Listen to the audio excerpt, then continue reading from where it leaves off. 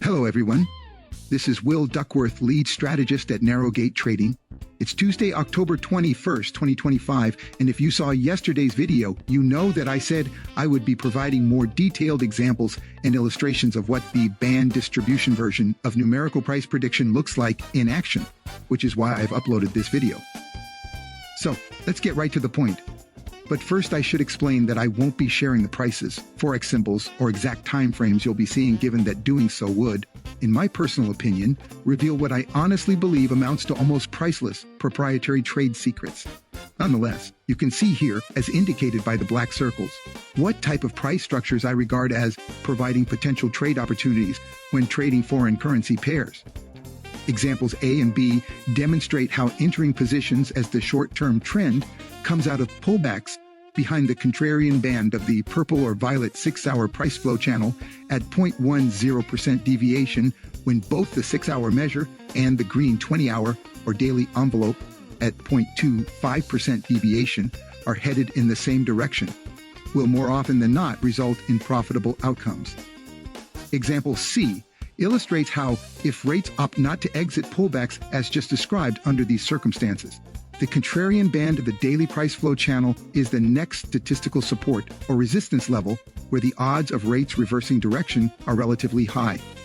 And what you see happening with example D is a breakout above the contrarian band of the 20-hour channel at 0.25% deviation, with 6-hour price action leading the way, suggesting that in all probability, you are witnessing a reversal in the day-to-day trend, so that it's justifiable to enter a position headed in the new direction as price comes out of a pullback to the contrarian bend of the short-term dynamic, adaptable, self-adjusting price range envelope.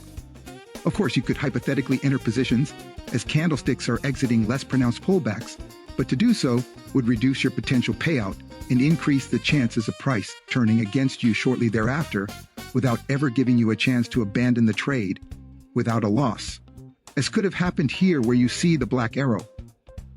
In terms of trades I actually made during this last 24-hour market cycle, I only have two to show you, both stemming from almost the exact same situation or structure. When I observed 6-hour price action disrespecting the lower band of the 20-hour price flow channel at statistical support, my plan was to enter a short position the next time the rates pulled back to the 6-hour baseline, which you have to imagine since it's not plotted on the chart. However, as soon as I saw that wasn't happening and candlesticks were violating the lower barrier and about to breeze through support, I went ahead and pulled the trigger.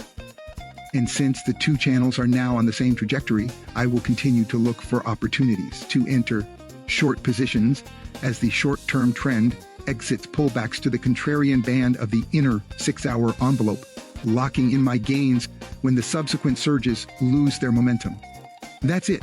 Basically, I can touch on additional factors in the future, but for the time being, that should give you a basic idea as to how my system works. So let me come to a close by wishing everyone the best of luck. And until next time, if indeed there actually is a next time, stay awesome. But bye for now.